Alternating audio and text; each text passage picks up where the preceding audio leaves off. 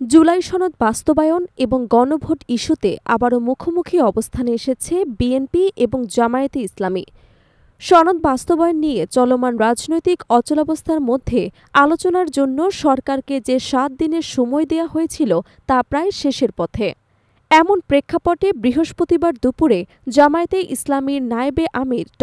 সৈয়দ আবদুল্লাহ মোহাম্মদ তাহের বিএনপির মহাসচিব মির্জা ফখরুল ইসলাম আলমগীরকে ফোন করে আনুষ্ঠানিকভাবে আলোচনার আহ্বান জানান।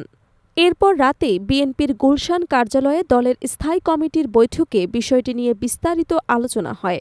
বৈঠকে ভার্চুয়ালি সভাপতিত্ব করেন ভারপ্রাপ্ত চেয়ারম্যান তারেক রহমান।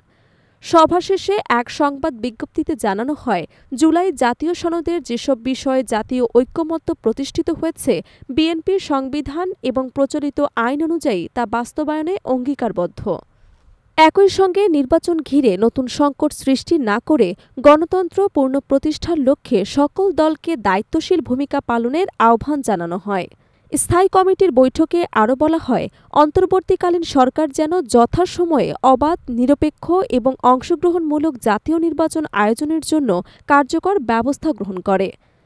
বৈঠকের আলোচনাক্রমে কয়েকটি লিখিত প্রস্তাবও গৃহীত হয়। এদিকে ড. তাহের এক গণমাধ্যমে বলেন, উপদেষ্টা পরিষদের আহ্বান অনুসারে রাজনৈতিক সংলাপ জরুরি। আমরা চাই দ্রুত আলোচনা শুরু হোক, কারণ নির্বাচন ঘনিয়ে আসার আগে জটিলতা আরও বাড়তে পারে। জুলাই সনদ বাস্তবায়ন এবং গণভোট ইস্যু ঘিরে এই রাজনৈতিক টানাপোড়েন নতুন এক অনিশ্চয়তার ইঙ্গিত দিচ্ছে বলে মনে করছেন রাজনৈতিক বিশ্লেষকরা।